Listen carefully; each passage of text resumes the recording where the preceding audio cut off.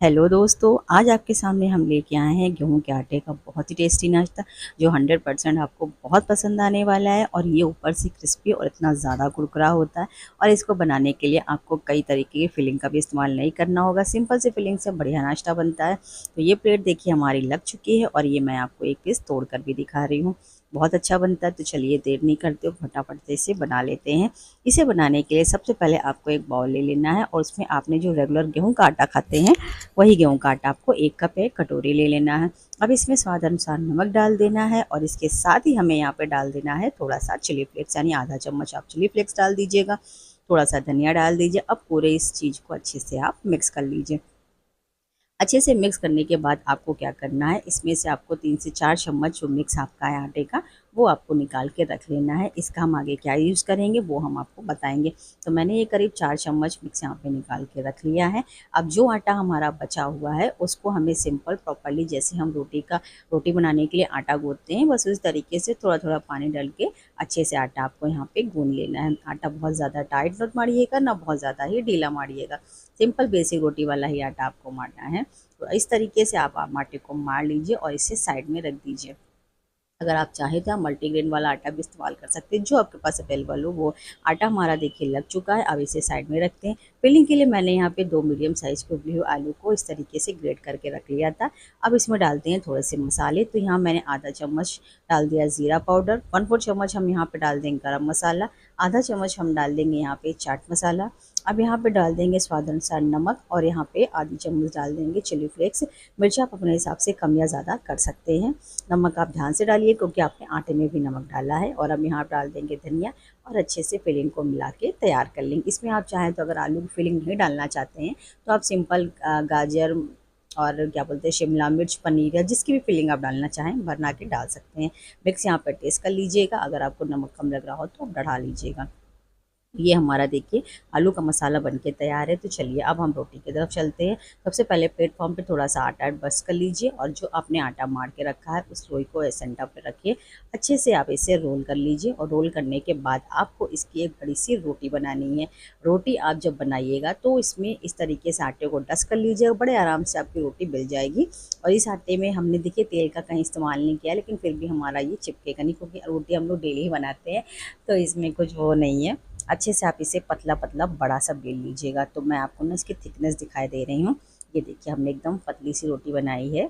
और अब मैं इसको थोड़ा सा चटपटा फ्लेवर देने के लिए मैंने यहाँ पे थोड़ी सी टमाटो सॉस लगाई। आप चाहें तो लगाएं वरना आप इसे टोटली स्किप कर सकते हैं, कोई कंपलसरी नहीं है। अब इसे मैंने इस तरीके से फोक से अच्छे से फैला लिया है। जब आप इसे अच्छे से फैला लीजिएगा उसके बाद आप इसमें ये क्या बोलते हैं जो हमने आलू का मसाला बना के रखा है ना, वो चारों तरफ इस तरीके से रख लीजिएगा और फिर आप इसे बराबर इक्वली में फैला लीजिएगा।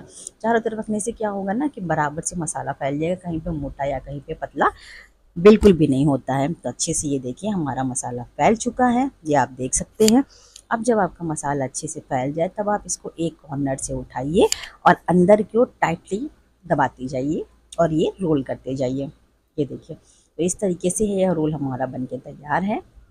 अब इसे आप अच्छे से थोड़ा सा बड़ा कर लीजिए क्योंकि बीच में सेंटर में रोल काफ़ी मोटा लग रहा था। अब इसके जो कोने हैं अंदर की ओर दबा दीजिएगा और दबाते हुए आप इससे बढ़िया सा थोड़ा लंबा सा रोल कर लीजिएगा। तो यहाँ पे देखिए मैंने कॉर्नर्स को अंदर दबा दिया है और अब मैं इसे रोल कर चुकी हूँ। अब मैं इसमें देखिए चाकू से कट लगा ले रही हूँ। आप ज़्यादा मोटे कट मत लगाइए क्योंकि जब हल्का सा आप दबाओगे ना तो ज़्यादा अच्छे से हो जाता है। और यहाँ पर इसे हमें ऑयल में कम फ्राई करना है, अच्छे से तलना नहीं है। तो इस तरीके से हम यहाँ पे इसे शैलो फ्राई करने वाले हैं। अब एक निकालिए और इस तरीके से दबा दीजिए। ये देखिए अच्छे से आपके ये सारे छोटी छोटी सी टिक्की बन के तैयार हो जाती हैं। एक बाल में आपकी करीब 8 से 10 से 12 बन जाती हैं। और अब जो हमने आटा निकाल के रखा था ना उसमें थोड़ा सा पानी डालेंगे और अच्छा सा इसका गाढ़ा सा एक मिक्स तैयार कर लेंगे। ये स्लरी हमारी इसलिए तैयार हमने करवाई है ताकि इसमें हम जितने भी रोल के हमने टिक्की बना के रखी है उसमें हल्का सा डुबो और फटाफट से इसे निकाल लें। तो यहाँ पे देखिए मैंने कढ़ाई में तेल को गर्म होने के लिए रख दिया था और ये देखिए इस तरीके से इसे डिप किया और यहाँ पे मैंने इसे निकाल दिया। अब देखिए बस इसी तरीके से आपको एक एक रोल को स्लरी में डालना है। हल्के से इसे दोनों साइड से डुबो दीजिए और साइड से इसे निकाल दीजिए ताकि एक्स्ट्रा स्लरी इसमें ना जाए। बस इसी तरीके से जितने आपके आ जाए आप कर लीजिएगा। मैंने एक बार में ही सारे इस पैन में डाल दिए क्योंकि पैन हमारा बड़ा है तो इस वजह से मैंने सारे डाल दिए हैं। स्पेस कम होने की वजह से ना ये थोड़ा सा चिपक गए थे एक दूसरे में, बट कोई नहीं, आराम से देखिए मैंने इन्हें पलट भी लिया है और बहुत सुंदर सा कलर आया। आप देख सकते हो कितना अच्छा लग रहा है ना देखने में। तो बस इसी तरीके से आप इन्हें बनाइएगा। अच्छा हाँ फ्रेंड्स, अगर आपसे रिक्वेस्ट है, अगर आपको वीडियो हमारी ज़रा सी भी अच्छी लग रही हो तो प्लीज़ हमारे चैनल भविष्य किचन को लाइक शेयर सब्सक्राइब ज़रूर कर लीजिएगा। अब दोनों साइड से उलट पुलट करके मैंने इन्हें अच्छे से सेक लिया है। इस तरीके से देखिए मैं इन्हें वन बाय वन निकाले ले रही हूँ। स्ट्रेनर में आप निकालिएगा ताकि जितना भी एक्स्ट्रा तेल हो वो आराम से निकल जाए।